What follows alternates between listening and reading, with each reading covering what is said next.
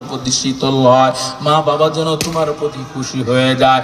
ওই মা বাবার সাথে কোমল হৃদয়ে কথা বলবার যুবক আল্লাহ পাক এবার 4 নাম্বার আদেশে জানায় দেয় রে মুমিন, আল্লাহ বলেন ওই মা বাবা দুনিয়ার জমিনে যখন বেঁচে থাকে, বৃদ্ধ বৃদ্ধার জীবনে এমন পর্যায়ে পৌঁছায় যায়, মা বাবা অচল হয়ে যায়, দুর্বল হয়ে যায়, চলাফেরা পর্যন্ত করতে পারে না। যেই মা বাবার বয়স 80 বছর, 90 বছর, এমনকি 70 বছর বয়স হয়ে যায়, ওই মা বাবা এমন অবস্থা হয়ে যায় চলাফেরা পর্যন্ত করতে পারে না। অনেকে দেখা যায় অনেক মা বাবা বিছানায় টয়লেট করে দেয়, মা বাবা বিছানায় টয়লেট করে দেয়, প্রস্রাব করে দেয়, অনেক অবস্থা চলে যায়, মা বাবার প্রতি ঘৃণা আচরণ চলে আসে। আল্লাহ পাক জানায় দেন গোলামের দল, এরে নবীর উম্মতের দল, ওরে যুবক, যখন তুমি মায়ের গর্ভ থেকে দুনিয়ার জমিনে ভূমিষ্ঠ হইলা, তুমি মায়ের কাপড়ে তুমি মায়ের যে ব্যবহৃত কাপড় আছে ওই কাপড়ে প্রস্রাব করে দিয়েছো, পায়খানা করে দিয়েছো। মা তোমার প্রতি একটু রাগান্বিত হয় না, মা তোমার পায়খানা প্রস্রাবটা নিজে হাতে পরিষ্কার কইরা 2টা গালে 2টা চুমা দিয়ে তোমাকে জড়াই ধরছে। মায়ের কাপড়ে তুমি পায়খানা প্রস্রাব করে দেওয়ার কারণে মা তোমাকে ধমকও দেয় না, মা তোমাকে একটা চড়ও দেয় না। ওই মা বাবা যখন বৃদ্ধার জীবনে গিয়া তোমার শিশু জীবনের মতো যখন দুর্বল অচল হয়ে যায়, ওই মা বাবার সাথে কেমন আচরণ করবে রে মুমিন? আল্লাহ বলেন ওয়াকফিজ লাহুমা জানাহাতুল্লি মিনার রাহমা। আল্লাহ পাক জানাই দেন ওই দুর্বল অচল মা বাবার উপরে তোমরা তোমাদের অনুগ্রহের ডানা বিছাই দিবা, তোমরা তোমাদের দয়ার ডানা ওই মা বাবার উপরে বিছাই দিবা। ওই মা বাবা যেন কষ্ট না পায়, ওই মা বাবা যেন বিন্দু থেকে বিন্দু পরিমাণ তোমার থেকে দুঃখ না পায়। এরা যুবক ভাই ও বৃদ্ধ বাবাজি, শেষ লগ্নে আমি আপনাদেরকে ছোট্ট একটা ঘটনা শুনাইয়া আমি আপনাদের থেকে দোয়া নিয়ে মোনাজাত দিব, দোয়া নিয়ে আমি আপনাদের থেকে বিদায় নিব। একটু যদি মনোযোগ সহকারে আমার কথাটা শুনেন রে ভাই, মা বাবার সেবা যত্নের মধ্যে কেমন সফলতা আল্লাহ পাক লিখে রেখেছেন জানেননি? আল্লাহর নবীর খাঁটি আশিক ওয়াইস আল করনি রাহমাতুল্লাহি আলাইহি, কে সে ওয়াইস আল করনি? নবীর জীবনে ছিল, কিন্তু নবীর সাথে দেখা করবে মনে বড় শখ, নবীর সাথে সাক্ষাৎ করবে, সাহাবীর মর্যাদা অর্জন করবে মনে বড় শখ, কিন্তু নবীর সাথে দেখা করার সুযোগ তার হয় না। আল্লাহর নবীর কাছে চিঠি লিখে পাঠাইছেন, পয়গম্বর আমার মনে বড় শখ, আমার মনে বড় ইচ্ছা, আপনার সাথে আমি দেখা করতে চাই, আপনার সাথে আমি সাক্ষাৎ করতে চাই গো নবী,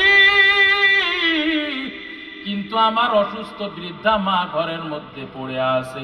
আমি যদি আপনার সাথে দেখা করতে আসি, আমি যদি আপনার সাথে সাক্ষাৎ করতে আসি, আমি যদি আপনার সাহাবীর মর্যাদা অর্জনের জন্য আপনার দরবারে আসি, আমার অসুস্থ মায়ের আরো অসুস্থতা বেড়ে যেতে পারে। আমার বৃদ্ধা মায়ের দেখার মতো কোনো মানুষ নাই। আমি যদি আপনার কাছে আসি, আমার মা আমাকে না পেয়ে আমার উপরে নারাজ হয়ে যাবে গো নবী। আমার মায়ের সেবা যত্ন করার মতো কোনো মানুষ নাই, কি করতে পারি? নবী আমার নবীর কাছে চিঠি লিখে পাঠাইছেন, নবী দেখতেছেন আল্লাহর নবীর খাঁটি আশিক ওয়াইস আল করনি ইয়ামানের জমিন থেকে চিঠি পাঠাইছেন।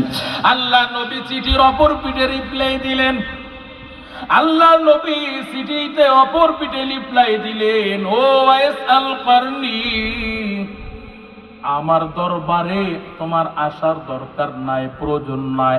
তুমি তোমার মায়ের সেবা যত্ন করে খেদমত করে তুমি জান্নাত অর্জন করে নাও, তুমি জান্নাত কামাই করে নাও। আল্লাহর নবী এই চিঠিটা লিখা ও ইয়ামানের জমিনে পাঠাইলেন, আর এদিকে ওমরে ফারুক রাদিয়াল্লাহু তাআলা আনহুকে ডেকে পাঠাইলেন। আল্লাহর নবীর কাছে হযরত ওমর আল্লাহ নবীর দরবারে হাজির হয়।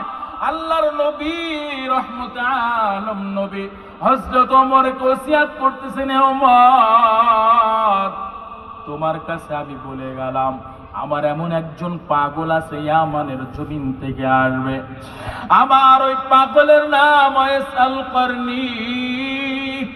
ইয়ামানের জমিন থেকে যখন মদিনা আসবি, হে ওমর ওসিয়ত করলাম তুমি তার থেকে দোয়া নিবা, তাকে তুমি আপ্যায়ন আদর যত্ন করবা, তার থেকে দোয়া নিবা।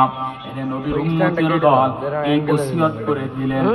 আর এদিকে চিঠি পাইয়া ওয়াইস আল করনি আর মদিনার জমিনে আসে নাই, মায়ের সেবা যত্ন করতে করতে নিজের জীবনটাকে অর্পণ করে দিয়েছে। একদিন হঠাৎ ওয়াইস আল করনি রাহিমাহুল্লাহ মদিনার জমিনে আসলেন, কিন্তু নবী এর মধ্যে নবী দুনিয়ার জমিন থেকে বিদায় হয়ে গেছেন, নবী নাই। আল্লাহর নবী দুনিয়ার জমিন থেকে বিদায় হয়ে গেছেন বহু বছর আগে। আল্লাহর নবীর ওই পাগল মসজিদে নববীতে হাজির হয়। আল্লাহর নবী নাই, কিন্তু হযরত ওমর আছে। হযরত ওমরের কানে যখন আসি আল্লাহর নবীর সেই পাগল ওয়াইস আল করনি মদিনায় হাজির হয়েছে, মসজিদে নববীর এক কোণে বসে আছে।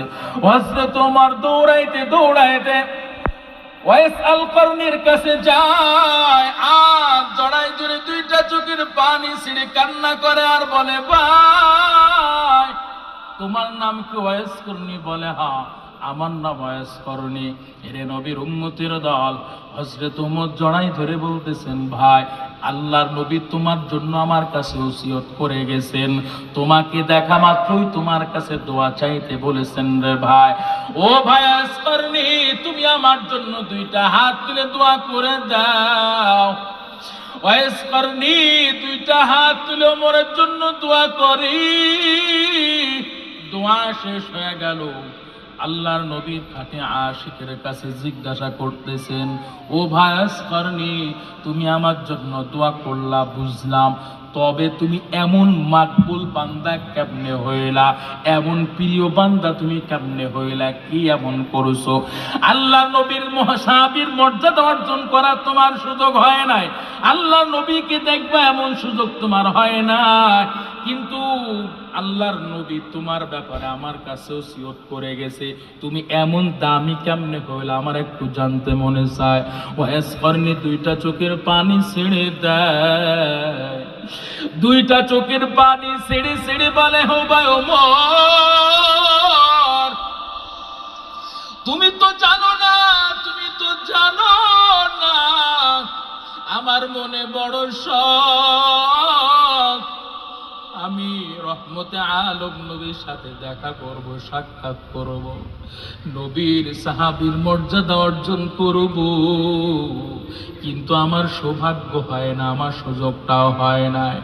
আমি নবীর কাছে চিঠি পাঠাইছিলাম, নবী আমার আদেশ করেছেন, হে ওয়াইস করনি, আমার দরবারে তোমার আসার দরকার নাই, তুমি তোমার মায়ের সেবা যত্ন করে খেদমত করে জান্নাত কামাই করে নাও। হে ভাই ওমর, আমি আমার মায়ের সেবা যত্ন করতে করতে নিজের জীবনটাকে অর্পণ করে দিয়েছি, কিন্তু আমার মা আমার প্রতি খুশি হইয়া, আমার প্রতি রাজি হইয়া,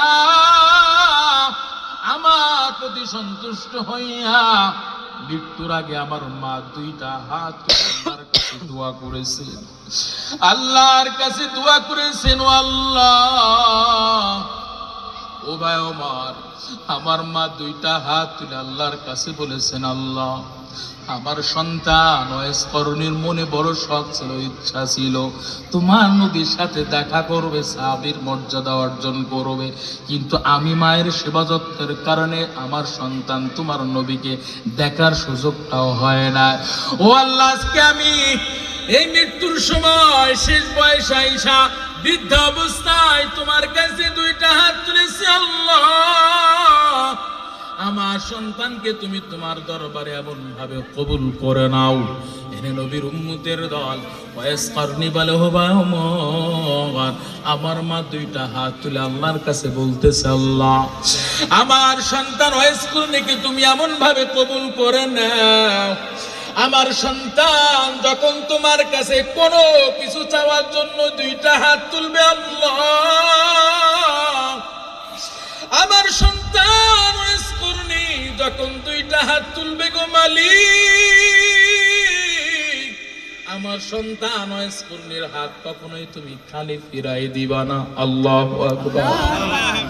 এরে নবীর উম্মতের দল হযরত ওমরের কাছে বলতেছে, ওয়াইস করনি বলে হুবায় ওমর, মা দোয়া করার পর থেকে আজও পর্যন্ত আমার মায়ের দোয়ার পাওয়ারটা কেমন জানো নেই।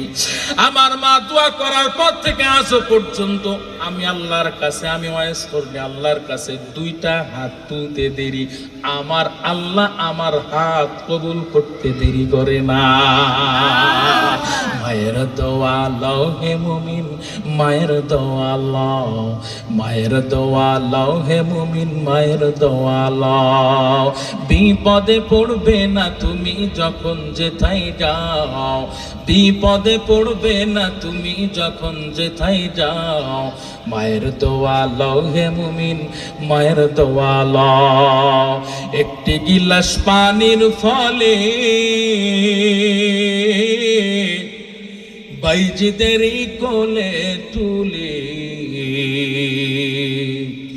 একটি গিলাস পানির ফলে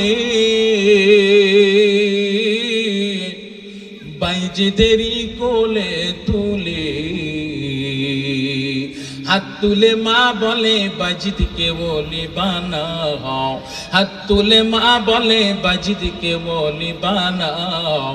মায়ের দোয়া লও হে মুমিন, মায়ের দোয়া লও, মায়ের দোয়া লও হে মুমিন, মায়ের দোয়া লও। ওরে যুবক ভাই, মা বাবার কলিজা গাত দিবা না, মা বাবার সাথে কখনোই খারাপ আচরণ করবা না। আল্লাহ পাক 5 নাম্বার আদেশের মধ্যে আল্লাহ পাক সুন্দর করে জানাই দিলেন দোয়া করবা কি দোয়া করবা। আমরা স্বাভাবিক বিভিন্ন মোনাজাতে বলে থাকি রব্বির হামহুমা